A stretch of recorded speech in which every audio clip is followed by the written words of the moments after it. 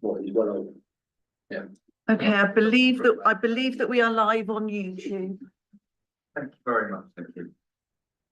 It is 7 o'clock. Let's call the meeting open. Welcome to the date of the previous meeting. It's not the 18th of December. Welcome to the Finance and Governance Committee meeting of Weymouth Town Council on the evening of Wednesday, the 12th of February, 2025. Yeah, still getting used to these two. Welcome all councillors, officers, those at home watching. Item 2 on our agenda is apologies for absence and substitutions. See, we've got apologies received from Councillor Taylor, and Councillor Hope has kindly subbed in. And notice we also have apologies from Councillor Joe Dickinson. Thank you very much. Are we happy that we approve those apologies? Yeah. Yes. Thank you very much. Votes for. Put your hands up. Sorry. Apologies. Thank you.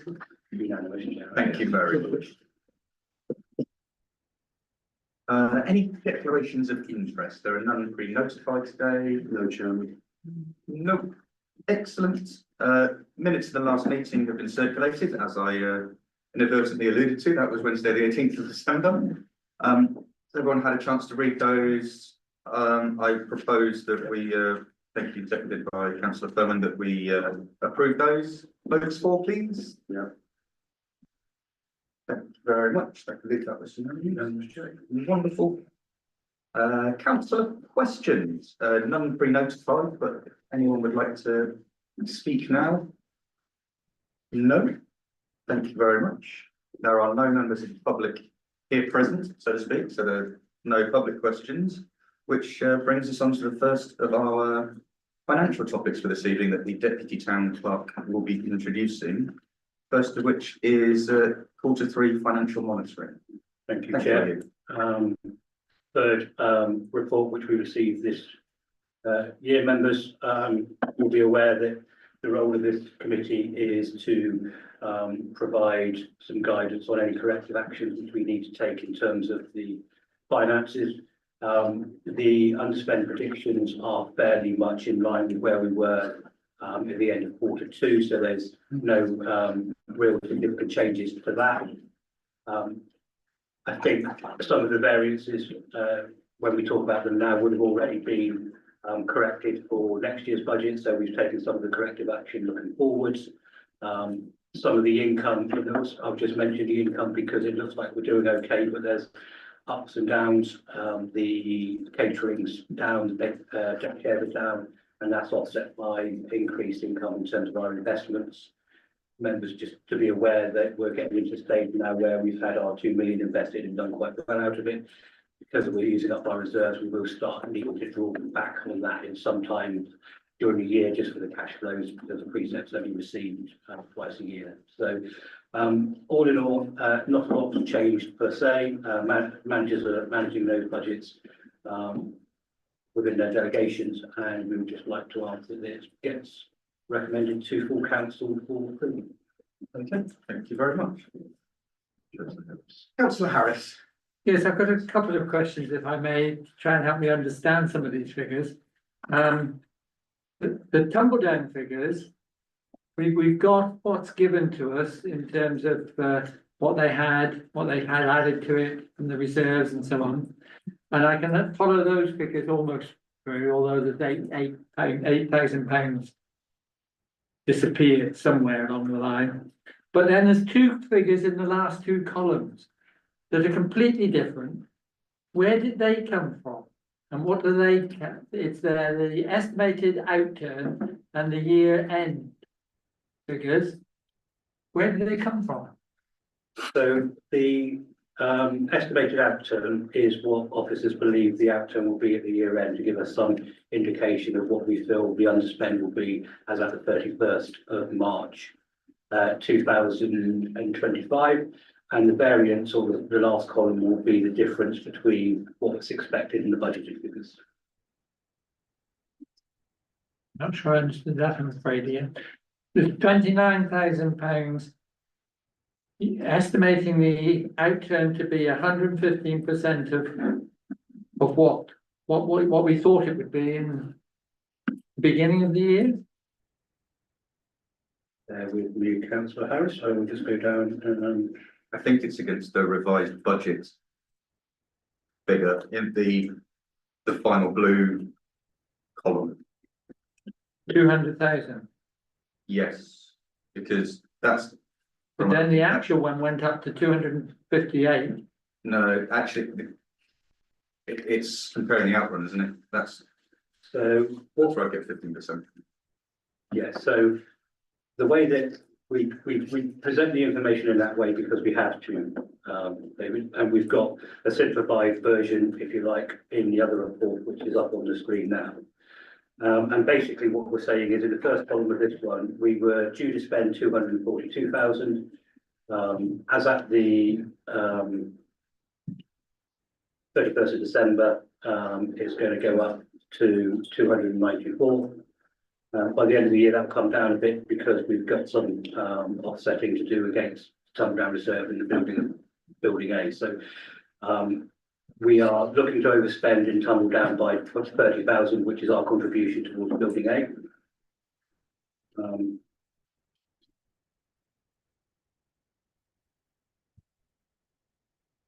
So that's where we are. That's 29,000 in the first. Yeah. Set of papers. 29,328. Yeah. So we're overspending by 29,000, which is the capital cost of our contribution towards building A, which sits outside of the revenue budget as set. But we don't need to account for it. I'll have another think about that. Happy to sit down outside, we need to go through those. And then the second question. Again, it's how we're meant to study these figures because they do seem to vary. In the fireworks as an event, there's a budget of 33,600. Then there's an actual of 33,949, which suggests that we are going to spend £349 more than we estimated in our budget, if that's actual. Then it becomes free. It says now free, and then it says the outturn though is less than all of those. So how does that sort of mixture come about? And It's how can the actual be more than the outturn? because if we will be due some funding back again in terms of that, so that we've become underspent. So figures only tell half the story, which is why the detail we try to sort of keep within the offices. But again, we can go through those with you outside if you want to go into the real details. Right, thank you. Because the £33,056, which is the outturn, gives you the £544 underspend. But the actual, it says, is 33,949, which. Yeah, I think we'll find that their officers think that there'll be some that the expenditure. What can we get money back from fireworks? I won't have the detail, but I can get that back to you. Sponsorship, isn't it? Yeah, sponsorship. What coming in through the year? Waterside, people like Waterside sponsors. Sorry, Chairman. Sorry. No. I'm sure we get sponsorships, don't we, from We do outside get some. businesses, so I mean, But wouldn't that be in the budget? I think it will be put in to the figures where the officers think when we have all the final transactions coming through, that's where they think will be the end of the year. And thank you, Ian. The other question is whether something should be discussed in confidence later on in the meeting about what's been happening at Tumbledown and whether that will have an impact on the budget. So those figures have been built into here. I would say that it's not on the agenda for today, so it's not a discussion we can have. But I believe, and I'm looking to my left, that chair and vice chair of services may have had some communications on this or not yet. but that might be something which discussion goes down that route, which could feed into us if we needed to do that. That can wait for the time being then. But as long as you're confident that it's not going to have an impact on your final budget. All of those items have been built into here already. Thank you. Councillor Weller, did you have your hand? No, up just now? no, I didn't. My Thank you. apologies. Anyone else like to speak to that? No, Chairman. In that case, I propose that we accept that and recommend it to full council. Councillor O'Leary is waving up to second, I believe. So votes for, please. Thank you very much. Wonderful. Thank you very much. Item 8 is the corporate risk register, which Ian will introduce. So just as a background to those councillors who are new for finance and governance this year, this is very much a meeting where we have to go through some due process just to agree some documents, and some of the background in that is the legislation and codes of practice which cover us also apply to those very, very small councils who just have one town clerk, and the governance side is overseen by the councillors. So we're fortunate enough that the officers have that segregation of duty that we can still undertake a lot of this work.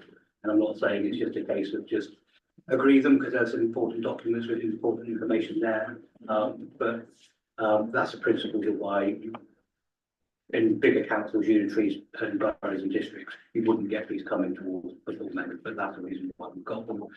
The first one's a corporate risk register. I always say every year that it is quite subjective. What I might perceive as a risk of a school of 12, somebody else might have a risk that it's 6. But I think the important thing is we're constantly monitoring that as officers. There's the areas which are outstanding, which we would say that the risk is higher than what we'd like it to be, are around trips and falls. The reason why that's still high is we have audits every year, health and safety audits. If I get 2 of those on the bounce where there's no recommendations, I don't find anything, then I would argue that the likelihood can probably be reduced. But until that time, I would say the likelihood will still be 2 rather than 1. And those who have been here before know Councillor Holt picks up on this around the cyber security and the GDPR. We've reduced the risk this year from what it was last year. It's still higher than we would like it to be, but we have rolled out training in terms of those across the authority for officers, but hopefully the risk of picking on bad links or getting stung by cyber attacks is reduced. But we're still monitoring those quite closely, and the others risk within there, we would say they're acceptable at the moment. So in short, that's where we are with risk register. Thank you very much. And then just for clarity, the way, the important part is that the risks are identified, and then like you say, the scoring of them is subjective, and that's the likelihood versus the likelihood of them occurring versus the potential impact if they did occur, and that's scored on a scale of 1 to 4 for each, and the 2 multiplied to create a score. And just final part, Chair, is this is a corporate one, just to give members reassurance. There are the service risk registers which sit below this. There are risk assessments for all activities we do, which are obviously monitored regularly as well, which sit below this. But this is just the corporate one. And if councillors identify a risk that they don't believe is covered within the risk register, not necessarily now, but at some point, can they come to you and suggest that it is added? So Would that be, sorry, would we add that ad hoc, or would we wrap them up together at a certain point? I always say this is a live document, and previously we said to members, if you perceive that there's a risk out there which isn't covered, then by all means at any time during the year, if you let myself and Jane know, we will consider that when we do our regular reviews and add that if necessary. Okay. Thank you. I'll stop talking. Would anyone else? Councillor Hope. Thank you very much. Ian, you've already picked on my point with IT and cyber security. I'm amazed to see that ours has gone from red to orange, because I think probably that's the only organisation whose risk assessment I've seen has actually got it as orange. I think no matter what mitigations you put in, cyber security is still a massive risk. But that's not the point I wanted to pick up on. What I was going to ask Ian is, in future, when you review this, can we have an owner of the risk associated to each task? Because I think ownership and management of that risk is really, really important to ensure the focus on driving the risk down to the organisation. And the other thing I would challenge a lot in here is around lots of your mitigation measures are around training the staff. Particularly, again, I'm picking up on IT.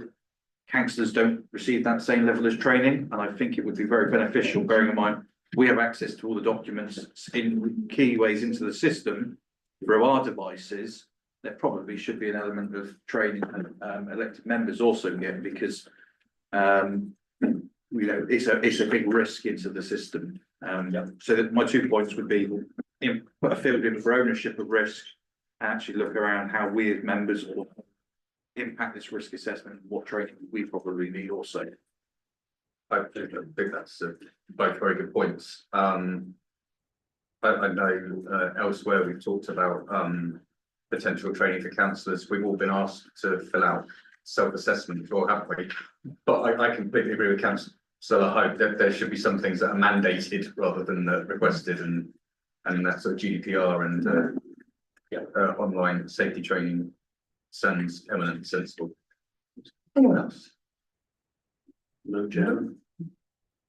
Councillor, Just a thought on that point, double hat is in the room, we get that from DC, so whether it's something we can jump on board with them, I don't know, but it's something worth exploring.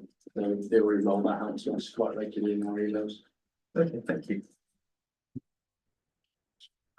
Sorry, Chair, one more Councillor. thought as well. Because when we get this document, I just have the high risks towards the top. Because that's the one we're already going to drill into. The lower ones, yes, we want to know, we want to make sure they're not going the other direction.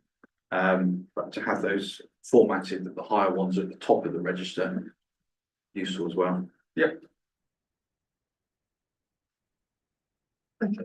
In that case, I propose that we take a vote and recommend it to full council. Councillor Bell, looks happy to second. So votes for? Sorry, you already started down right. Sure. I was just going to say, are we recommending with those comments towards the changes, or recommending to accept as is? What I would do, Chair, is I can put in a report which goes to full council, that there would be the anticipated ones we'll be putting in going forward. So I'm just keen to capture those points. That's all. No, good point, well made. Thank you, councillor Hogan. But bearing in mind that clarification, shall we vote again? I'm still happy to propose it as with amendments as discussed and noted by Nikki. If you're making them an amendment, you've got to have a vote on the amendment. We didn't have a proposer and seconder. Yeah. So it's just a substantive. Sorry, you said it's It's not an amendment. It's not a proper amendment, It's not an amendment. that's just Ian's aware of it. There's a changes of standard. Just for clarification, Chair, I think it is the comments for going forwards to improve the document. We'll note those if full council within there, that that's what we'll implement for the next. Thank you. So propose that we accept that, Matt, but councillor Bellsbury is still seconding. Votes for? Wonderful, thank you very much. Item number 9, not unlike the risk register, the asset register. Thank you, Chair. So we are required to bring the asset register before you. First thing to say is the asset register, which is a legal requirement that we have. We've got a minimum levy of £5,000. So the actual asset register per se only records, or we're only required to record things over £5,000. That says the documents which you have got before you sort of tries to calculate all of those assets which we've got in the equipment. It's the one area where I think we need to do work on. The format, as you see them, isn't overly friendly. And as we speak, we've got officers working on getting those records up together, doing proper stock takes. Although I'm confident we can find that we've got all of the legal things out there, the high value ones. I'm not convinced from a governance perspective that we've captured all of the equipment around the whole of the town, which we need to do, because as for governance arrangements, we need to know if they go missing. So we are undertaking those audits now. We will be doing those on a new system. So going forwards, it will look a little bit better, and we'll have greater reassurance that we have got everything. Councillor Harris. It hasn't got the worms that we've got in our allotments, I'm afraid. It is, but I think it's a bit more. The worms aren't a problem, it's the slugs. Could you please count the slugs? Councillor Bowden. Thank you very much, Chair. Again, I think the asset register is what it is. We as council probably need to look at our assets to see actually we're in this list. What do we want? What could potentially we hand over to community ownership or sell for a capital receipt? And I think that's an exercise I think this council needs to look to undertake. Because we've probably got a lot of lists here and I'm seeing it straight away, land, empty land, vacant. So I think actually having some sort of review as to say, do we need all these assets? Is there better use for them? Would be worthwhile. And the other one I'm interested in, incomplete leases. So I understand there's loads of open ongoing negotiations for major assets like benches, parks at present. But it'd be good to have a list somewhere of them of what we are waiting for. I know the land in Southfield, we've been waiting nearly 5 years in Dorset Council, which I prodded the portfolio holder for on Saturday actually. But it's worth noting what is still in the pipeline, because I think it's important to have a vision of that when we are looking at budget setting, because it's going to have an impact on future budgets and financial, allocations of this council. So I don't know if in future reports we could have that list of land that's currently looking to come our way that we need to consider for also. And I think, Carry on. I think it's a point well made, and I know Councillor Weather has made a point when we've been looking at the income generation group, for example. This information is good information which can feed into that. So the work of the asset working group and the income generation working group, this is good to feed into that because it identifies those areas where actually we could look at using them for alternative uses to see how they work better for the council, or indeed dispose of them if that's a better way of dealing. Thank you very much. Councillor Weller. I was just going to say that that's very much what the assets management group will be doing, and I think that they need to sort of really drill down on that. We talk about it every year, don't we?